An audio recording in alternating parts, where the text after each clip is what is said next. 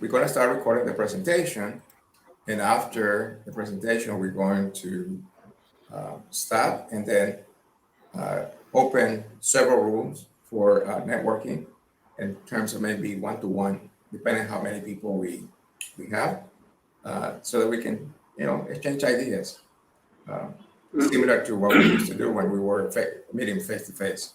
So, time for you, Bhargav. Take it on. Hey, thanks, Raul. Thanks for this opportunity.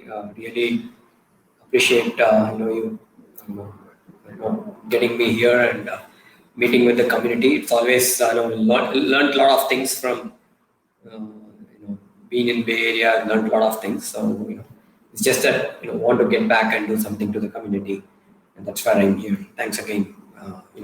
So a brief introduction about me. Let me share my screen. Let's see if you can see my screen.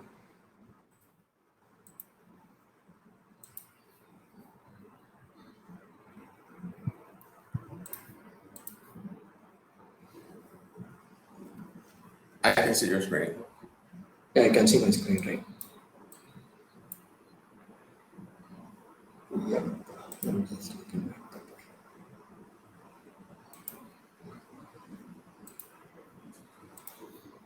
Okay. Yeah. So about me, as Raul put it, I know Raul for quite few number of years right now. We have been in Bay Area, been in Dell. That's when I started interacting with him on the networking. I was at this Dell CTO organization looking at strategy for networking. Strategy for container networking was one of the things then. Interacting with the community there really helped me. And then I moved to an observability-based company in Bay Area. So I spent a brief period of time there and moved back to India and bootstrapped this company called Tailwinds. So I'm currently the founder and CEO of Tailwinds.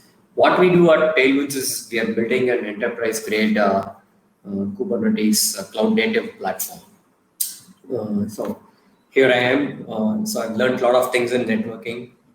I thought I'll share the same thing what I've learned in container networking.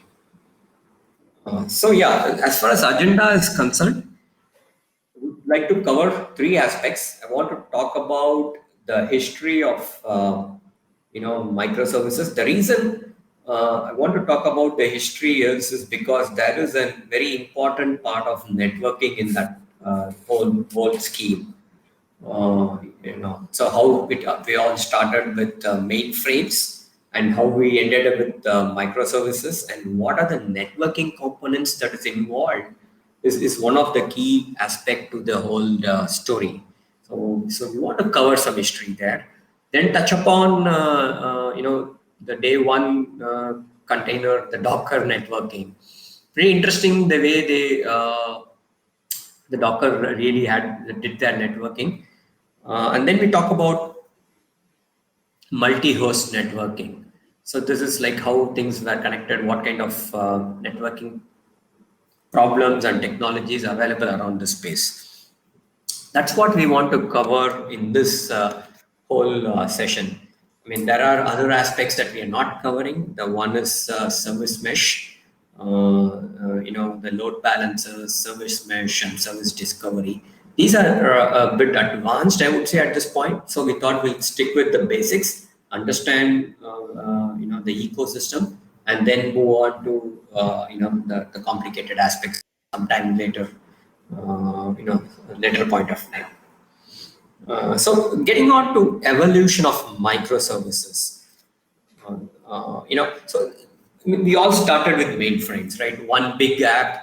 Then there is this user co-located along the apps.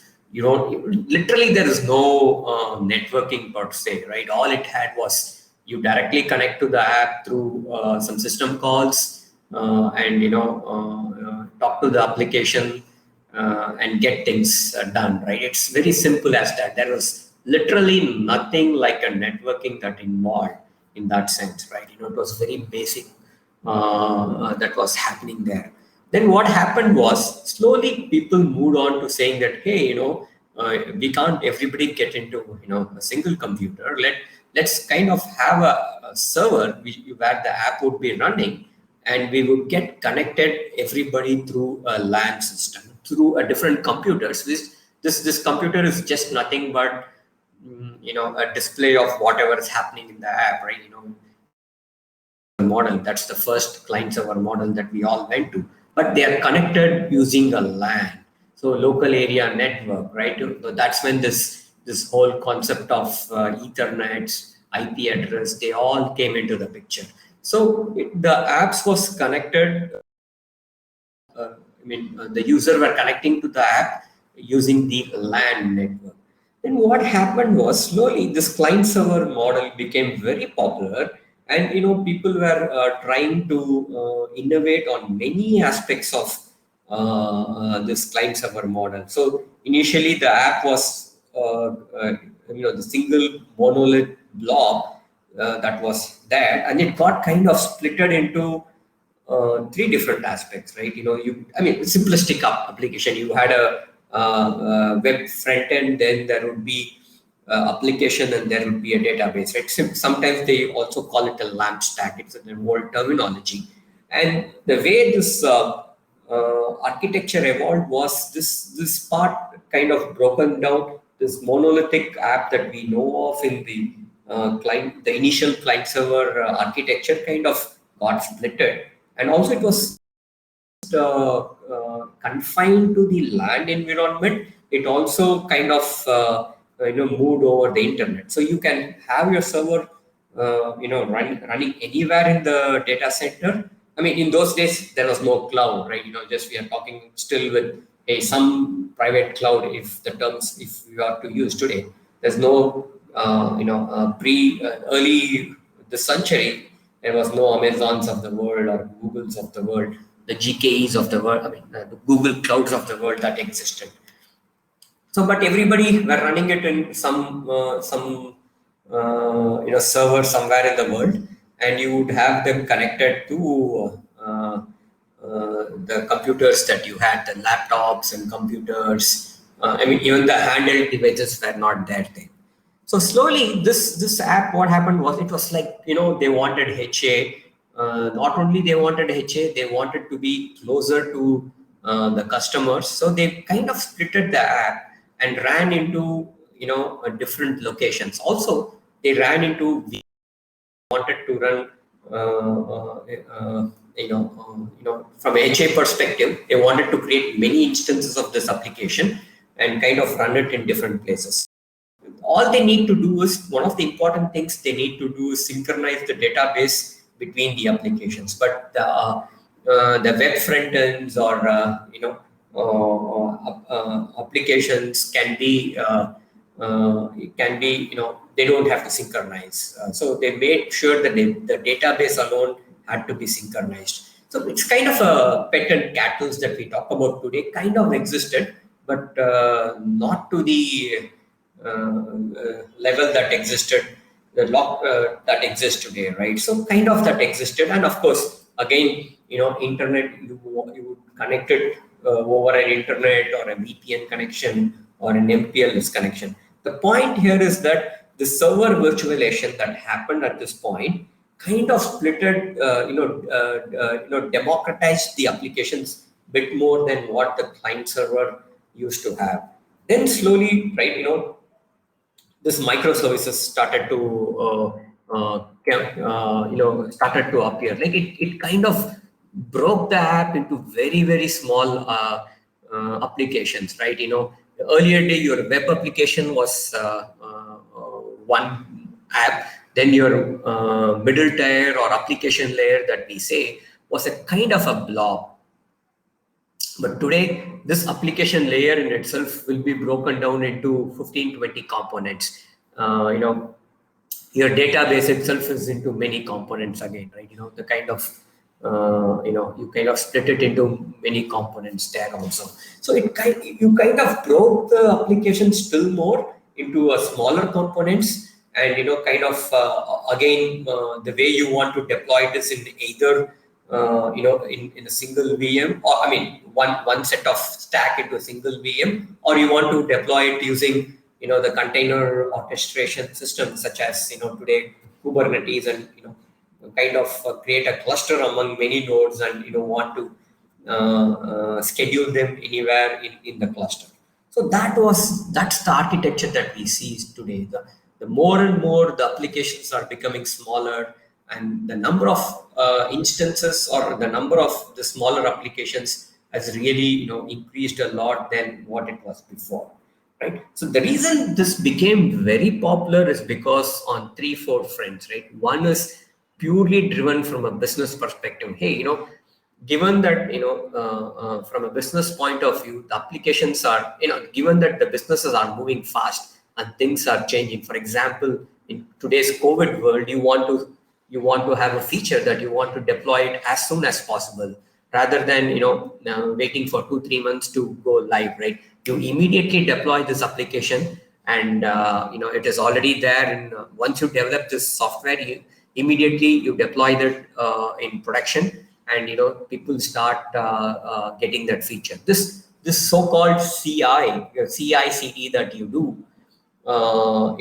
continuously. In fact, it's a continuous CI/CD. People deploy their applications crazily, like 10-12 times per day today, even the smallest of our organizations. So, and of course, they use many strategies on how to deploy it, either a blue-green deployment or a canary deployment. The many strategies. So, especially the business driver is for this microservices is to get this microservices containers is to get their applications to production, as soon as the development happens and people check in the code into Git.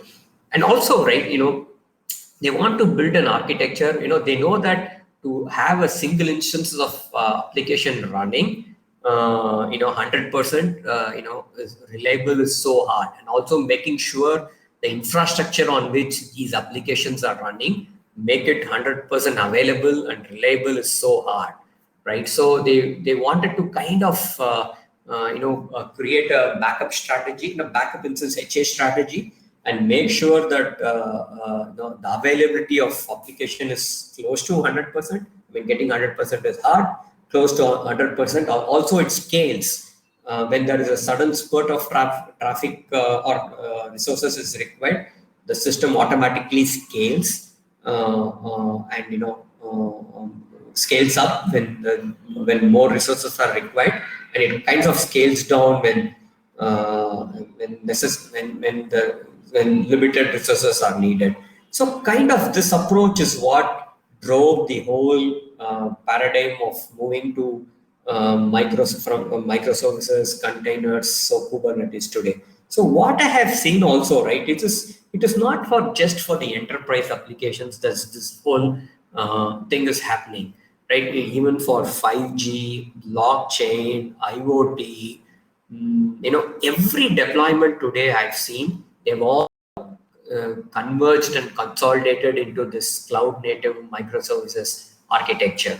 And pretty much everybody is using containers and Kubernetes and cloud native today, right? So, that's just the history of microservices, right? So moving on to how the older container landscape used to look like, right? This is like the days in 2016 and 17. You had I mean, of course, container is not an old concept. It used to exist in Java world called James, and it also exists. It also existed in Linux for a long time. But what happened was, sorry guys, Docker popularized it. One second, guys, just a second. So what happened was, Docker really popularized these containers. What they did was, they overwrote a package around the way these namespaces and containers are created, and provided a very beautiful package around it in terms of pulling the images, having a registry, pushing the images, and kind of creating it kind of they created that package and made it very convenient for users to do it, right? So Docker was I mean, I won't call it first, but one of the things that they made popular. And of course, a company called CoreOS, bought out by Red Hat, uh, had very similar, whatever Docker they had a Rocket, right? So people, you would run this Docker daemon or a Rocket daemon into over the Linux container, I mean Linux kernel, and over which you would have the apps running, whatever the apps is, right? You can think of, in earlier days, people used to run an application in the VM. They kind of ran the same application, broke this application into many different parts, and ran it as Docker container. It ran it as a container, either as a Docker or a Rocket kind of model that they did. So as things moved on, right, Docker, what they did was it became very popular, and this Docker daemon was a heavyweight. What it did was it had to do many things. So it had to make sure the life cycle of the container existed. Then it had to make sure that it can pull the image. It can, plumb the underneath underneath the system, such as storage, networking, and other things, right? So it had to plumb it. It has to, do the life cycle. It had to make sure the process is running. So the Docker daemon that was running became an overweight. So they kind of split it into many parts, right? So also, right, it was so, this whole Docker was so focused to, daemon was so focused to a specific kernel, Linux. They wanted to have a runtime which kind of abstracts out from the underlying OS that is running. So underlying OS, that's what this run C, which is not in the picture, would do. So the CRIO that you see is kind of sits above run C. So what it does is it makes sure it abstracts out the the kernel that is running below itself. So people can run different operating systems underneath the hoods. Then what happened was this the equivalent of container D is what made the lifecycle management of containers, and kubelet also used to do the same functionality in Kubernetes. So kind of they became, won't say a competing technology, but kind of a similar thing. And Docker continued to use the Docker engine. The Docker used the container D, and then the Kubernetes, did the whole plumbing and management using the kubelet. So that's how this whole space is kind of got divided, or got into different models of different components and different models that are done by the container system. So that is a very high level of how container by itself, the landscape and the various components such as Docker, Rocket, Container D, Kubernetes, CRIO or runc, etc. Yeah. So now I'm kind of moving to basics of container communication. Any questions, Rod? I have posted on the chat. If there are any questions, feel free to. Okay, you can stop me if there are any questions. Yeah, I don't see any questions yet, but I like the way that is moving. Thank you. So yeah. Now that we have understood, the basics of what this container is about, let's see how two containers need to communicate, right? How it all started, right? Of course, once you split the application, the application or the microservices, they need to communicate. How are this communication happening? What are the types? Let's see. Let's first look at a single host communication. That's how the world started. in early 2014 and 15, right? There are three things, right? Majorly we need to consider, right? One is this container has to communicate with other containers on the same host. That is one of the communication part. The other is this container has to communicate with non-containers. It could be a process running on the host, or it could be a VM running, or communicate to a host running on to a container running on a different host. And how is it done? That's called multi-host.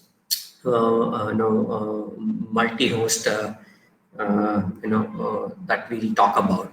So let's start with how this first how a container communicates with each other on single host, right?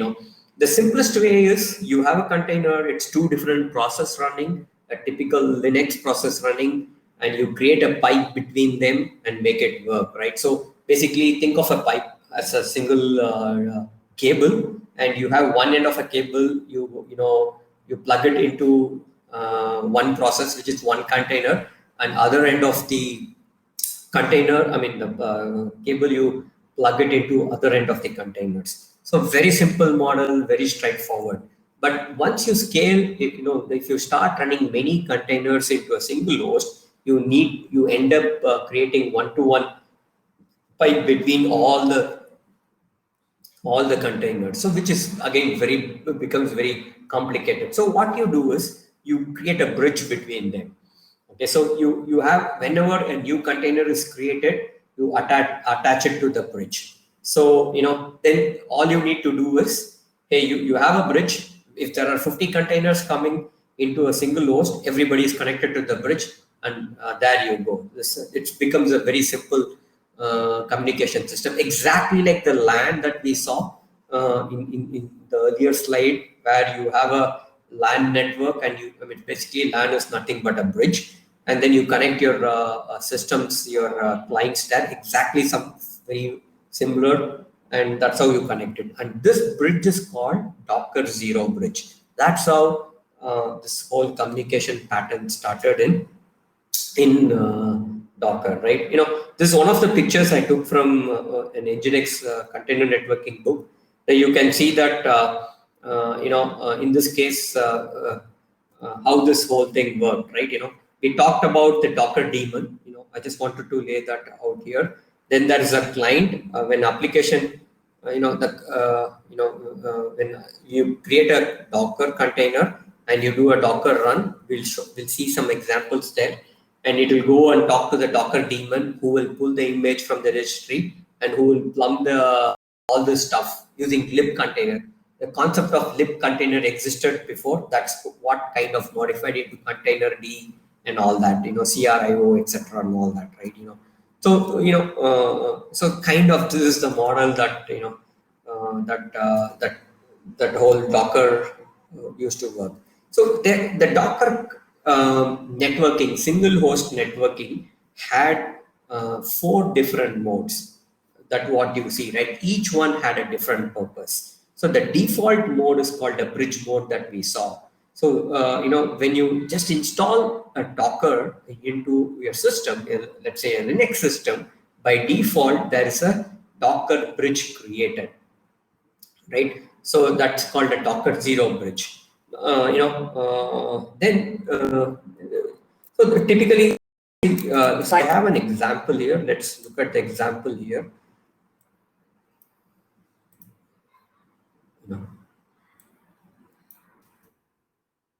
So when you create a container, this is the command that we use. Docker run is the run to run a container. -d is in detached mode, and -net equal to bridge.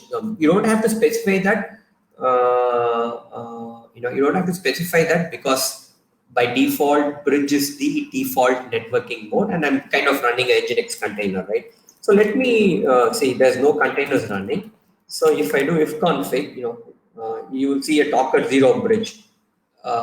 When I install Docker, there's a Docker Zero Bridge running, and the IP address of the bridge is 70 whatever, right? 172.17.0. 1. So now what I do is I run this command. Sorry.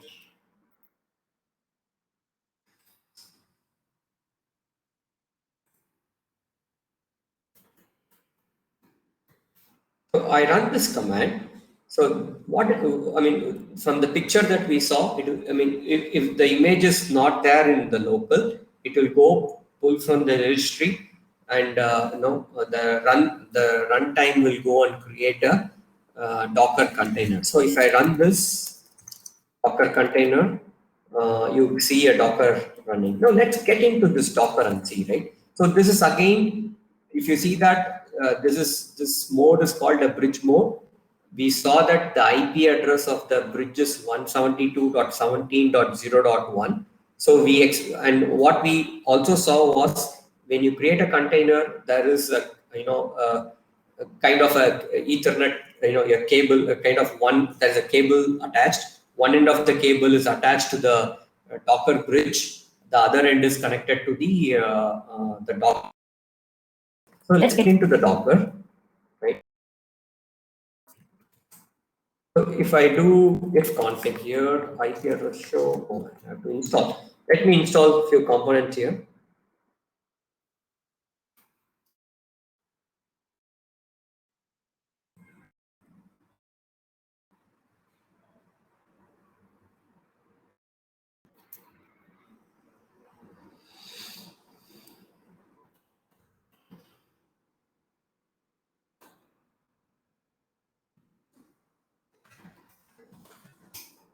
So what happens is that you could see that I'm inside the container, and the Docker bridge has 172.17.0.1, and this guy has 117.0.2. Basically, they are in the same subnet. So basically, in the same LAN. So basically, they are connected to the bridge, right?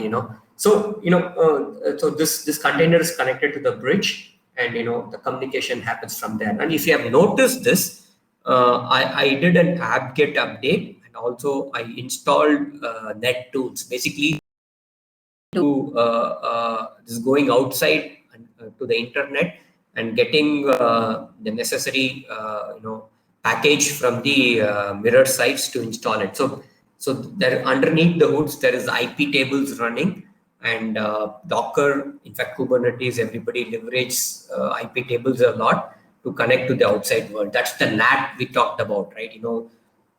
If you want to connect to a different a non-container, how do you do it? That's through the NAT that we are talking about, right? Then the second mode this is the bridge mode. So the second mode is host mode. We'll talk about that, but let's talk about the container mode because that's more easy from the example that we have. So we have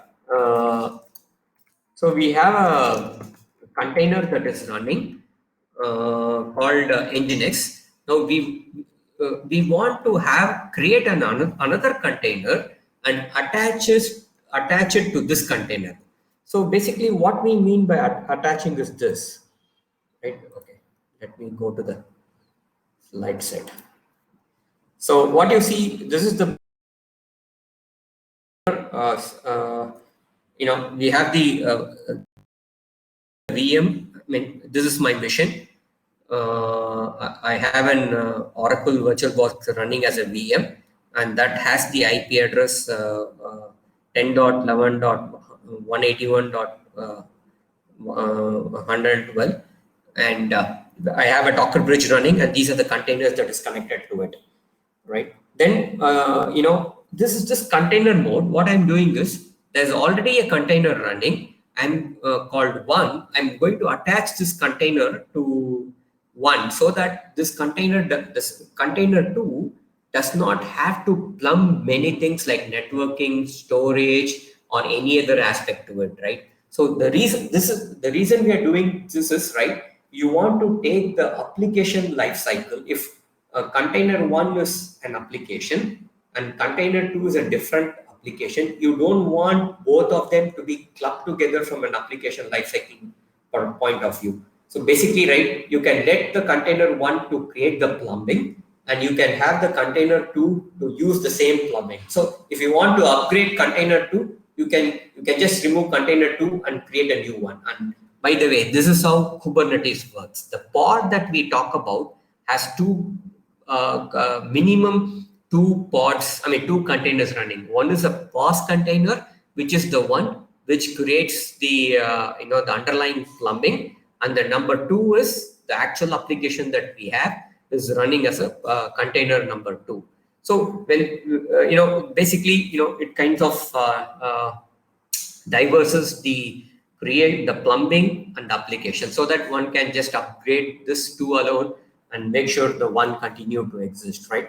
So if I want to run that thing here, you have to specify this guy container to the net mode is container, and the name of the container that you want to attach to.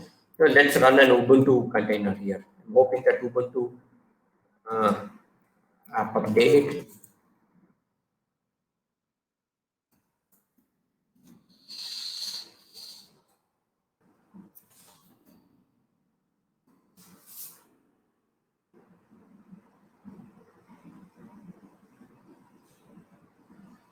Just give it a sec, when my internet is slow. Okay, I'll keep moving on. And that should show up. That's the container mode. So we saw by default the host mode is what by default the Docker supports. Then we have a container mode where they share the same underlying resources such as network and storage, etc. And that's how Kubernetes works. So they want to diverse the underlying plumbing from the application itself, right? The third aspect is so it's up. So if you see if config, you could see that this is an Ubuntu container, and it shares the same networking as the Nginx container. So the IP address is same. So kind of the container mode is shared, right? That's what I wanted to show. The third mode is host mode, right? I'm on the host now. If I do an if config, you could see that my IP address is 10.11.181.112, right? So if I create a container with the host mode, right? Let's do a container with the host mode.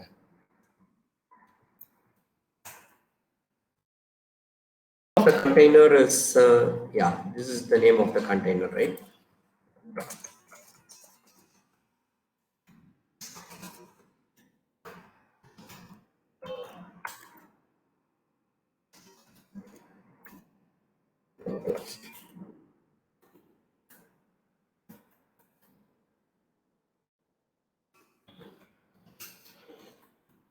So if you would see that, so let the whole thing come up. You will see that it shares the same networking as the underlying host. Basically, these type of containers that you create when you want to do something in the underlying host. For example, you want to update the IP tables. Kube proxy, for example, in Kubernetes runs in host mode because it goes and muckers around the IP tables underneath the host. So kind of they use this host mode. And of course, if you want to access anything in the underlying host that you want to do, you can very well go and do that, right?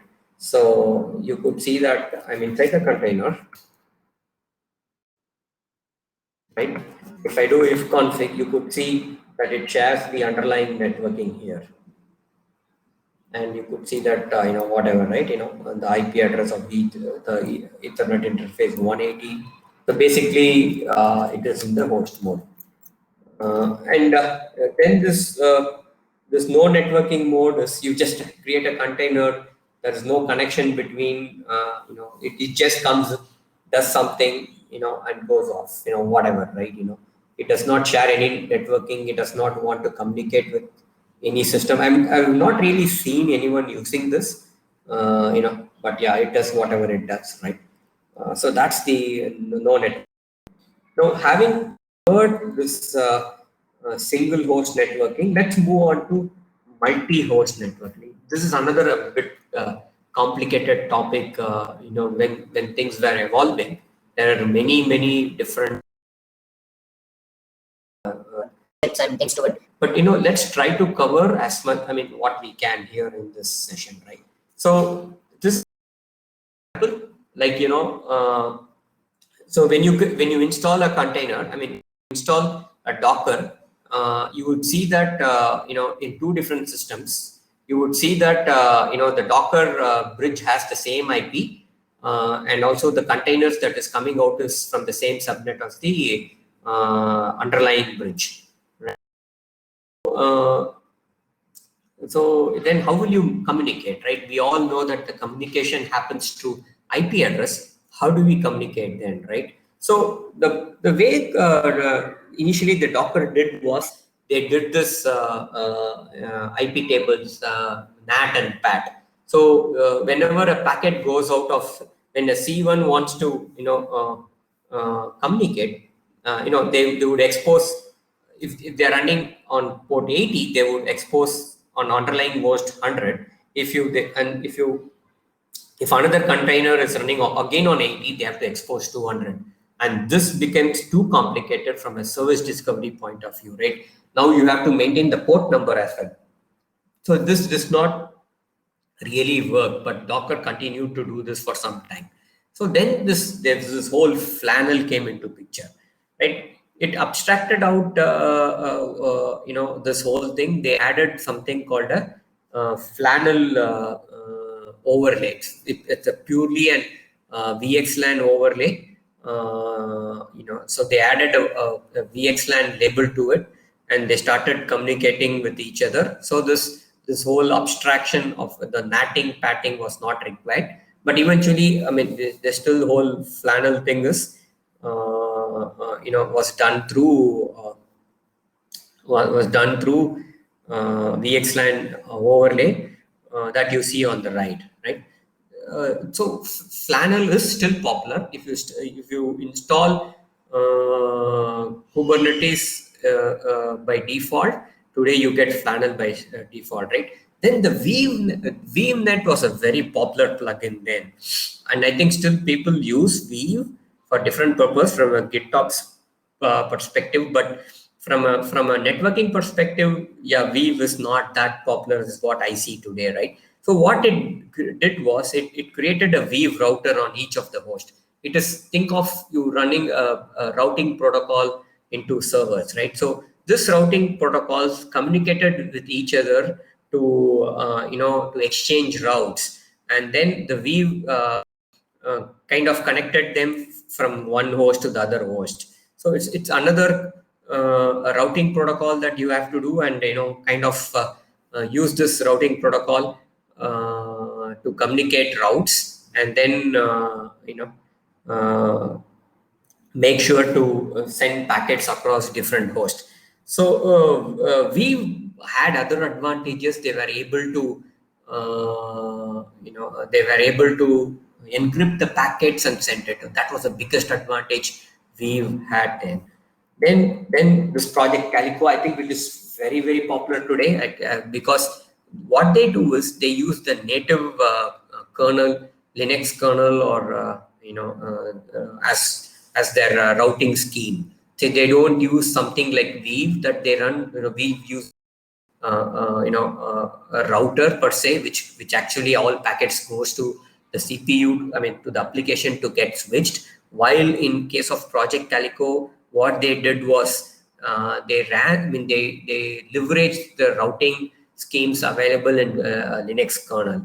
So they were able to create the vanilla routing schemes that you see on the right here.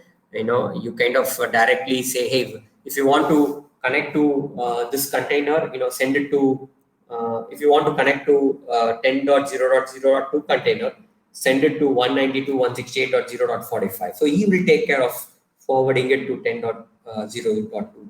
Very simple routing rules, and having a router, routing enabled on Linux kernel. And of course, this is how the project Calico started, and then the kernel came in. They have all this network policies applied to make it, obviously, production grade, when it comes to this whole networking solution.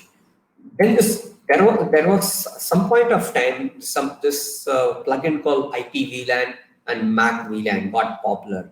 Again, very similar to Project Calico, but they worked at the kind of a driver level. So what they did was they carved out they carved out a certain part of interface that they could connect to the container directly, so that the performance is faster, right? So they could completely obviate the kernel that existed and directly talk to the container and do the switching there. It became kind of popular, but not many people, as far as I've seen, have used it. Then this whole other plugin called Cilium. Cilium is very similar in the sense to in a very similar sense to IP VLAN. Again, they use the BPF techniques. eBPF is a very popular networking scheme that exists, where you can apply policy, do a load balancing, do some security, all that. So Cilium became very popular, and in fact, Google has them as one of the plugins enabled when you install GKE. So all the spots directly connected to this BPF, which is again on the driver level. So, and when the packets are coming in, they're being exported to directly passed on to the pod, so making them faster in the whole space. So, right. So, a couple of things to keep in mind when it comes to networking. Make sure the bottlenecks are obviously, right, your underlying IP tables. I've seen people moving from IP tables to IPVS, which is in terms of performance wise is better. Still, you need a load balancing scheme because all your services use either IP tables or IPVS, or you can use Cilium, which does the load balancing for you. So the given, I mean, if you have more and more services coming in, I mean, definitely IP tables and NATing doesn't work. And if you start using VXLAN, as you start scaling the services, there's definitely a performance impact that happens. And of course,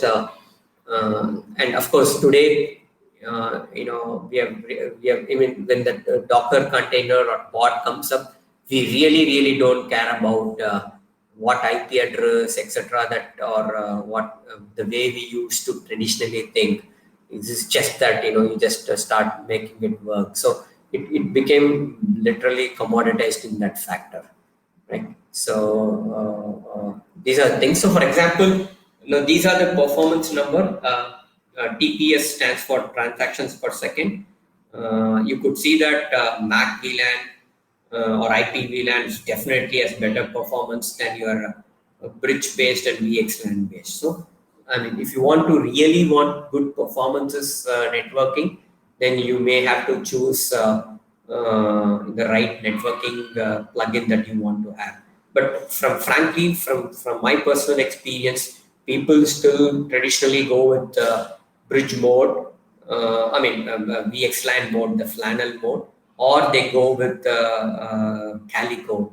I mean, they're decently performance enabled, but in my opinion, what I see from customers is that, hey, if there is performance, I'll throw more CPU on the problem, right? That's what I think the mindset is today. It may probably change as things more becomes clear in the Kubernetes world or cloud native world. Yeah. Yes, guys, that's all I have. Any questions?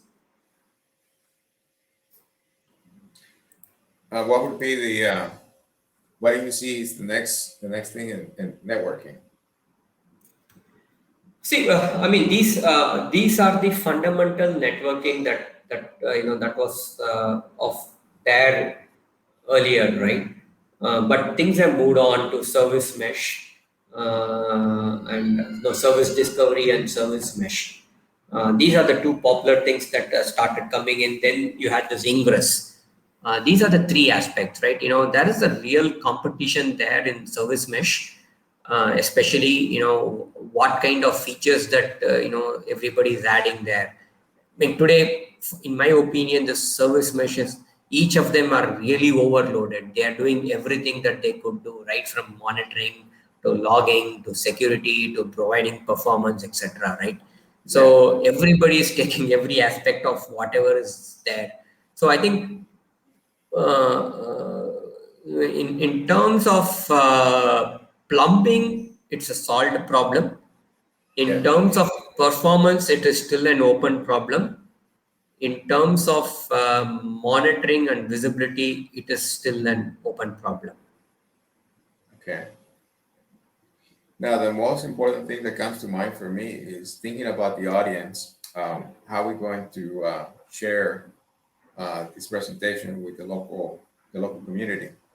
Is it possible that, how can somebody get started? Let's think about the university, the university audience, right? Somebody who has the opportunity now to be at maybe it's a freshman, in college.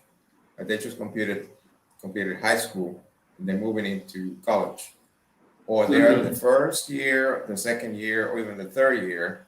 What are the things that they should be thinking about, doing? And from your experience in the past, how these individuals can probably participate on the open source community so they can create opportunity for themselves. Yeah, so in terms of what I have shared today, right, this becomes the fundamental building blocks of understanding how things works.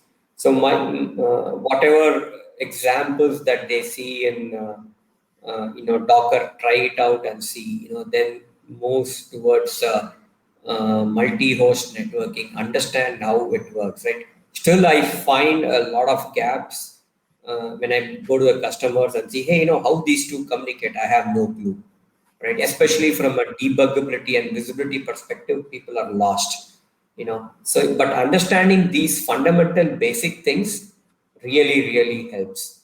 Now, once you understand this, right, you can probably try Flannel, install Flannel and see, try IPVLAN, which is another thing that you can try it out and see, right, then move slowly into service mesh and understand service discovery, which is another complicated topic in sense, right? Hey, how this discovery works, how this DNS works, how should I configure DNS, what happens when there are issues with problems with DNS, how are people solving? That's one area of that's one area people can focus on. Then moving on to the other areas, obviously, the service mesh, Envoy, or you want to get into Ingress, right? Ingress is more networking plus, kind of applicate. I mean, more application level, and also they can look at contributing to network policies, right? Okay, how do I add more to the policy? How do I help customers from a security perspective? Network policy is other angle that they can focus on, and take it from there. There are many problems that exist, so people can solve them, help solving each of the aspects. Of course, fundamental networking, I believe, is kind of a solved problem. But it is still necessary to understand that, right? The basics, in order to move to the most. You want to do some decent, yeah, you want to do some visibility story. Yes, without this, no way you can move forward. Yeah. So the basics always are going to be there. Always going to be necessary. Let me see. How do you feel about Switch, which is usually used by some of the bigger brands or shops? That's a See, question. What's that? yeah, I mean, so Open vSwitch is obviously, it's done by VMware, right? They have acquired this company called Nisira, and of course, uh,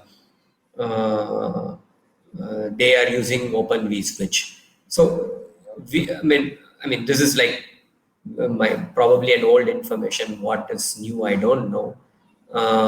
So in VMware, there are two different projects, right? The Tanzu that came from the Kubernetes company that they acquired, and they also had a Kubernetes distribution along with it.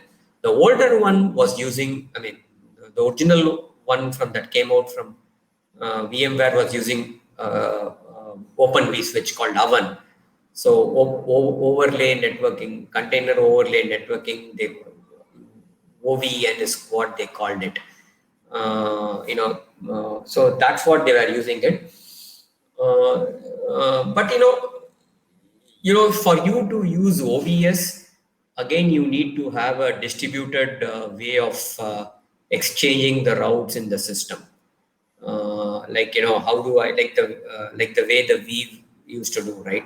That maybe that I don't know if people are wanting to use that, right? Flannel is very, very simple. You just add an overlay and gets moving to it, or Calico, which uses BGP model to exchange the routes, or the other way is to Flannel and uh, um, they CoreOS and Project Calico kind of combined it. They said, hey, while allocating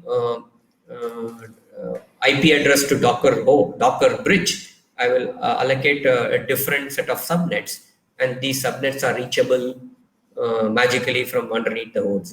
So they kind of went to that model, and they used BGP to exchange the routes. That became popular. So yeah, in that sense, so if you are deploying, which one do you use? I mean, the kind of deployments that you would want to choose Flannel or Calico. If you, by default, most of the deployments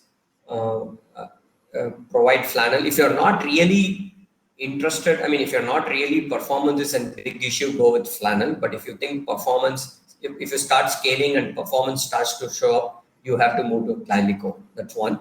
Then, if you want to have a complicated policy system in your scheme, network policy, you have multiple namespaces, and you want to control who has to talk with who. In those cases, Calico is the best option. Or simple IoT deployments, or simple applications like you have just 20-25 services running. You don't really have namespaces. You don't have any performance issues. Then go with Flannel, right?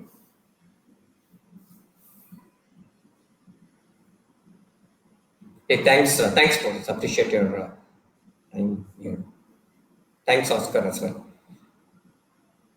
Yeah. Well, what would be your recommendation, Bhargav, in terms of the next presentation for this audience? Next would be like talk about service discovery, DNS, service mesh, and ingress. Of course, network policy. Okay. And pretty much that would cover the networking aspects. Okay. All right. So we're going to take that into account, thinking about the future presentation, and again considering some of the feedback from the audience. In terms of background, the community has grown to significantly to number of probably 200, close to 250. But we want to also benefit from input, from the community. What kind of topics they like to discuss, what things they want to learn. Thank you for taking the time. And if you can join for a few more minutes, we're going to stop the recording, and then we're going to open up the room for networking. Maybe we can exchange some couple of ideas and see how can we make the community stronger. And sure. thank you for taking the time. Now it's getting to what time in India? It's about 9:30 in the evening. Yeah, thank you for taking the time. So I'm going to stop now. I'm going to stop.